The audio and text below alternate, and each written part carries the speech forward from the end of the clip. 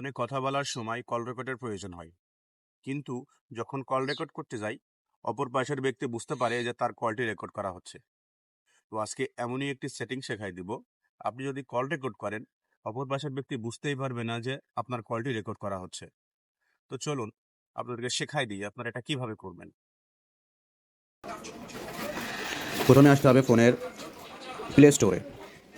তো এরপরে সার্চ বারে লিখতে হবে TTSLEXX, এটা লিখতে হবে। এটা লেখার পরে সার্চ করলে এই অ্যাপসটা আসবে। আপনারা এই অ্যাপসটা ইনস্টল দেবেন, আমার অলরেডি ইনস্টল দেওয়া আছে। তো তারপরে ওপেন করবেন। ওপেন করার পরে এই অপশনটা আপনারা চালু করে দিবেন। এখানে কাজ শেষ। তারপরে আসবেন ফোনের ডায়াল প্যাডে, এই অ্যাপ ইনফোতে দিয়ে এই ডাটাটা ক্লিয়ার করে দিবেন। তো এরপরে যদি আপনি আপনার ফোনের